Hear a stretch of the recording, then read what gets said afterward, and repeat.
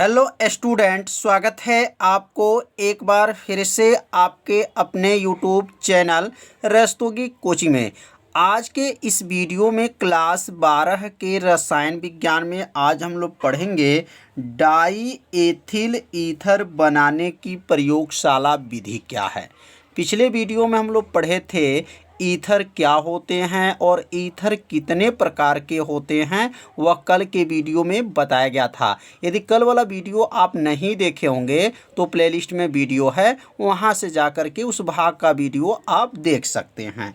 तो आज जो है डाई एथिल ईथर बनाने की जो है प्रयोगशाला विधि पढ़ेंगे और इनके भौतिक गुण क्या होते हैं वो भी बताया जाएगा। तो आप सभी विद्यार्थी एक एक लाइन को अच्छे से समझिएगा। जहां आपको समझ में नहीं आए वहां पर आप सभी विद्यार्थी जरूर कमेंट कीजिएगा। तो पहले हेडिंग को नोट कर लीजिए, डाई एथिल ईथर बनाने की प्रयोगशाला विधि। तो अब यहाँ प्रयोगशाला में कैसे बनता है, इसमें क्या क्या जो क्रिया होगा तो क्रमशः समझेंगे। तो यहाँ लिखेंगे प्रयोगशाला में डाई एथिल ईथर बनाने के लिए एथिल एल्कोहल के अधिकय को सांद्र H2SO4 के साथ 140 डिग्री सेल्सियस ताप पर गर्म करते हैं तो बनता है। तो मतलब डाई एथिल ईथर कैसे बनेगा, तो एथिल एल्कोहल की अधिकय मतलब अधिक मात्रा उसकी होनी चाहिए और सांद्र सल्फ्यूरिक अम्ल H2SO4 का मतलब क्या होता है, सांद्र सल्फ्यूरिक अम्ल के साथ 140 डिग्री सेल्सियस पे जब उसको गर्म किया जाता है तो क्या बन जाता है, डाई एथिल ईथर बन जाता है। तो इसमें जो है दो क्रिया संपन्न होगी तब जा कर के जो है डाई एथिल ईथर बनता है। पहला क्रिया क्या होगा, यह एथिल एल्कोहल है। क्या है, एथिल एल्कोहल है और ये सांद्र सल्फ्यूरिक अम्ल है। अब दोनों को जब मिला करके जब गर्म किया जाता है तो क्या बनेगा, यहाँ पर एथिल हाइड्रोजन सल्फेट, क्या नाम है, एथिल हाइड्रोजन सल्फेट बनेगा और उसके साथ जो है जल भी प्राप्त होगा।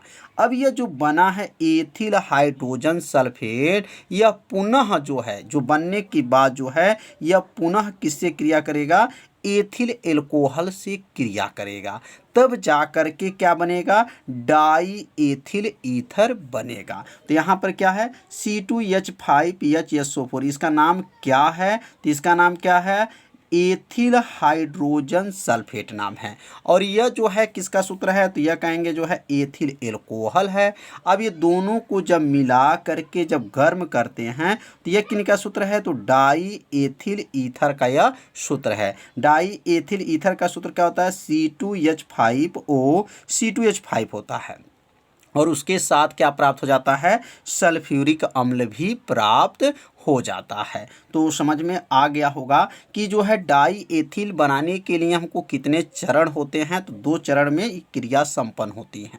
पहला क्रिया क्या है, एथिल एल्कोहल सांद्र सल्फ्यूरिक अम्ल के साथ जब गर्म करेंगे तो क्या बनेगा, यहाँ बनेगा जो है एथिल हाइड्रोजन सल्फेट बनेगा और एथिल हाइड्रोजन सल्फेट जो है एथिल एल्कोहल के साथ क्रिया करेगा तो क्या बनेगा, यहाँ पर डाई एथिल ईथर बनता है। अब इसकी जो है बनाने की विधि क्या, अब चित्र के माध्यम से समझेंगे कि इसको कैसे बनाया जाएगा। तो अब यहाँ चित्र को देख लीजिए ध्यान से।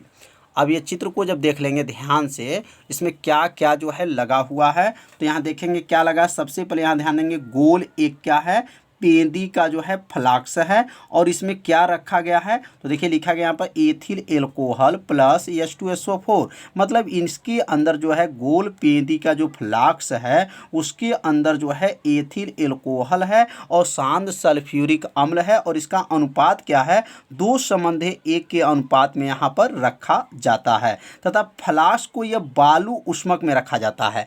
अब ये बालू उष्मक में इसलिए रखा जाता है कि इसको जब डायरेक्ट जब गर्म करेंगे, अगर बालू उष्मक नहीं रखा जाए, सीधे फ्लास्क को गर्म करते हैं तो फ्लास्क जो है टूट जाता है।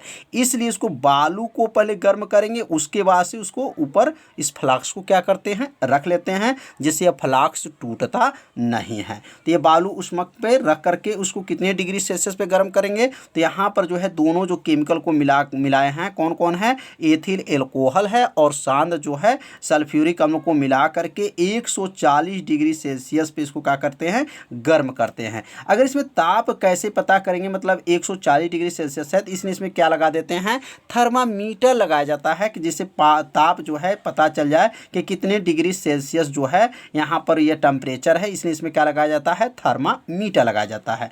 और जब ये गर्म होता है तो क्या होता है, गर्म होने के बाद से यह है गर्म होने ये डाई एथिल ईथर का जो है वाष्प इसमें से मुक्त होने लगता है, मतलब निकलने लगता है। और यह वाष्प जो है किस में आ जाता है, संघनित्र में आ जाता है। और इसे क्या होता है, यहाँ पर ठंडे जल से भेज करके, मतलब ये संघनित्र में वो ठंडा हो जाता है और ठंडे जल से इसको क्या करके सीधे किस में भेजा जाता है, ग्राही में आ जाता है। कौन आता है, किसके वाष्प, तो एथिल ईथर के वाष्प यहाँ पर आ जाता है।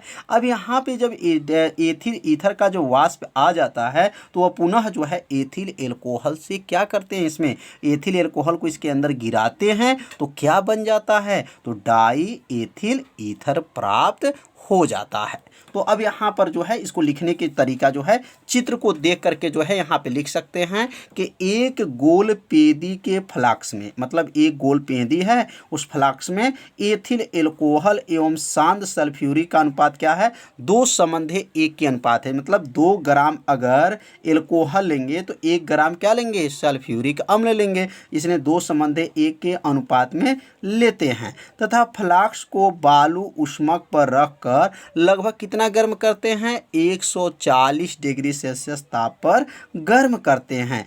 ताप का पता लगाने के लिए, अब देखिए ताप को पता लगाने के लिए फ्लास्क में क्या लगाते हैं, एक थर्मामीटर भी लगा दिया जाता है। मतलब इसमें फ्लास्क कितना गर्म है इसको पता लगाने के लिए क्या लगा दिया जाता है, थर्मामीटर भी लगा दिया जाता है। गर्म करने पर डाई एथिल ईथर का वाष्प जो होता है वह मुक्त हो जाती हैं। मतलब इसमें से जो है गर्म करने पर इसके वाष्प जो है निकल जाता है और मुक्त हो जाती है, जिससे वाष्प संघनित्र किसमें, संघनित्र में भेजकर ठंडे जल में भेजकर ग्राही पात्र में क्या कर लेते हैं, एकत्रित कर लेते हैं। मतलब इसमें संघनित्र में आता है और वहाँ ठंडा होकर के किस में आ जाता है, ग्राही में आ जाता है। ग्राही पात्र में एकत्रित हो लेते हैं। बिंदुपाती कीप में, अब यहाँ बिंदुपाती कीप लगा हुआ है और में C2H5OH, मतलब इसका नाम क्या है, एथिल एल्कोहल की अधिक क्या कहेंगे, अधिक मात्रा को लिया जाता है, जिसे धीरे धीरे फ्लास्क में गिराते रहते हैं। मतलब इस फ्लास्क के अंदर जो चित्र देख रहे हैं, इस फ्लास्क के अंदर जो है एथिल एल्कोहल को क्या करते हैं, धीरे धीरे जो है उसमें गिराते हैं। और जब धीरे धीरे जब उस फ्लास्क के अंदर गिरता है, कौन गिरता है, तो एथिल एल्कोहल जब गिराया जाता है तो वह जो है डाई एथिल ईथर में क्या हो जाता है, परिवर्तित तो होने लगता है। तो लिख लेंगे, और जो है डाई एथिल ईथर लगातार बनता रहता है, इसलिए इस विधि को अविरत ईथरीकरण विधि भी कहते हैं। अब देखिए यह प्रश्न भी कई बार आ चुका है कि अविरत ईथरीकरण विधि क्या होता है, या अविरत ईथरीकरण विधि द्वारा जो है डाई एथिल ईथर बनाने की विधि बताइए। तो समझ में आ गया होगा कि डाई एथिल ईथर कैसे बनाया जाता है, इसमें कौन कौन से उपकरण का प्रयोग किया जाता है। तो पहला उपकरण जो है फ्लास्क का प्रयोग करेंगे, उसको बालू उष्मक पे रखेंगे, उसमें जो है एथिल एल्कोहल को और सल्फ्यूरिक अम्ल को डाल करके गर्म करेंगे और ताप का पता लगाने के लिए थर्मामीटर लगाते हैं। और जब वहाँ गर्म होता है 140 डिग्री सेल्सियस पे तो इसके वाष्प निकल करके संघनित्र में जाते हैं और वहाँ ठंडा होकर के किस में चले आते हैं, ग्राही में चले आते हैं। और ग्राही में जब आते हैं तो उसमें पुनः याद रखिएगा, पुनः एथिल एल्कोहल को भेजते हैं तो डाई एथिल ईथर प्राप्त हो जाता है। तो समझ में आ गया होगा, तो इसे अपने कॉपी में जरूर नोट कीजिएगा क्योंकि ये प्रश्न बहुत ही IMP है। अब हम लोग पढ़ेंगे भौतिक गुण। अब इनका भौतिक गुण क्या है, थोड़ा भौतिक गुण के भी बारे में समझ लेते हैं। तो अब भौतिक गुण जो है डाई एथिल ईथर का क्या होता है, पहले हेडिंग को नोट कर लीजिए, भौतिक गुण। तो यहाँ पहला जो इसका भौतिक गुण है यह रंगहीन है, मतलब इसका कोई रंग नहीं है, यह रंगहीन है, वाष्पशील है और अत्यधिक जो है ज्वलनशील और जो है विशिष्ट गंध वाला जो है यौगिक है। तो यहाँ पहला लिख लेंगे, पहला जो है इनका भौतिक गुण क्या है, तो यह रंगहीन वाष्पशील, मतलब इनका वाष्प भी प्राप्त होता है तो वाष्पशील हो जाएगा। और यहाँ लिखेंगे अत्यधिक,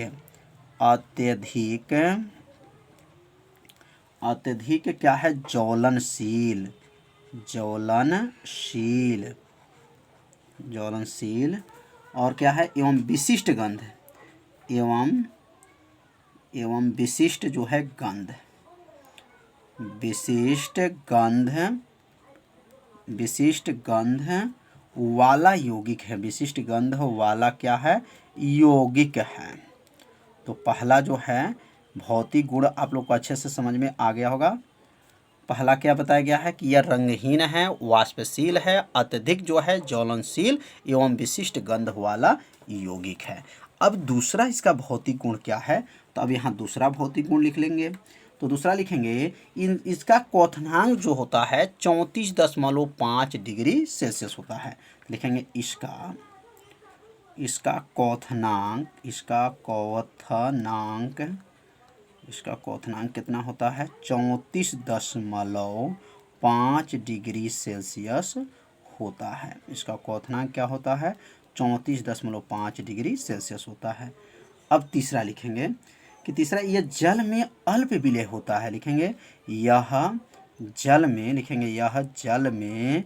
अल्प विलय होता है, जल में अल्प विलय होता है, अल्प विलय होता है। अल्प मतलब थोड़ा सा वह विलय होता है। परंतु कार्बनिक विलायक में याद रखिए, परंतु कार्बनिक विलायक में क्या होता है, पूर्ण विलय होता है। परंतु कार्बनिक विलायक में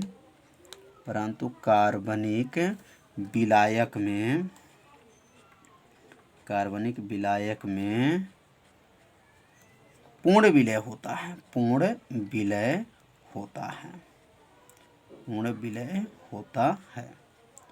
तो तीन जो है भौतिक गुण जो है समझ लिए होंगे। तो तीनों को जो है आपसे विद्यार्थी क्या कीजिए, अपने कॉपी में जरूर इसको नोट कर लीजिए। तो अब चौथा जो है भौतिक गुण क्या है, तो चौथा भी लिख लीजिए। यह जल से हल्का होता है। याद रखिएगा, यह जो है डाई एथिल ईथर क्या है, यह जल से क्या होता है, जल से हल्का होता है, जल से हल्का होता है। अगला जो है पांचवा लिख सकते हैं, पांचवा कि इसे सूंघने पर निश्चेतन उत्पन्न होती है, मतलब बेहोश हो सकते हैं। देखेंगे इसे सूंघने पर, इसे क्या लिखेंगे, सूंघने पर क्या होते हैं, सूंघने पर निश्चेतन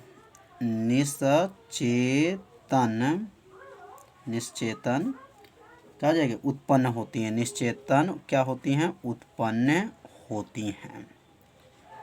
अगला लिखेंगे, अगला जो भौतिक गुण है, छठवां जो भौतिक गुण क्या है, तो छठवां भौतिक गुण है कि डाई एथिल ईथर का जो द्विध्रुव आघूर्ण होता है वह 1.18 डी होता है। यहाँ लिखेंगे डाई एथिल ईथर का द्विध्रुव आघूर्ण जो होता है, द्विध्रुव आघूर्ण 1.18 डी होता है। तो याद रखिएगा, ये कंपटीशन का क्वेश्चन है, कई बार पूछा जा चुका है कि डाई एथिल ईथर का जो है द्विध्रुव आघूर्ण कितना होता है, तो 1.18 होता है। और अगला लिख सकते हैं कि इसे -117.6 पर ठंडा करने पर वह ठोस में क्या हो जाता है, परिवर्तित हो जाता है। तो अगला लिख लेंगे, सातवां जो है भौतिक गुण है, इसे याद रखेंगे, -117.6 डिग्री सेल्सियस पर ठंडा करने पर क्या करेंगे, ठंडा करने पर ठोस में, किसमें, ठोस में परिवर्तित हो जाता है। ठोस में क्या होता है, परिवर्तित हो जाता है। तो ठोस मतलब क्या होता है, बर्फ के रूप में जो है यह जम जाता है। मतलब -117.6 डिग्री सेल्सियस पर जब इसको ठंडा करते हैं तो वह ठोस में क्या हो जाता है, परिवर्तित हो जाता है। तो आज के इस वीडियो में जो हम लोग क्या पढ़े, डाई एथिल ईथर बनाने की विधि पढ़े और जो इसको जो है चित्र के माध्यम से भी समझाया गया और इसके भौतिक गुण को भी बताया गया। तो आज जो है इतना ही रहेगा वीडियो में। अब कल जो हम लोग पढ़ेंगे इनके रासायनिक गुण के बारे में अध्ययन करेंगे कि इनका रासायनिक गुण क्या है और इनका उपयोग कहाँ कहाँ किया जाता है। तो आज का वीडियो इतना ही, मिलते हैं अब अगले भाग में। तब तक के लिए सभी विद्यार्थियों को नमस्कार।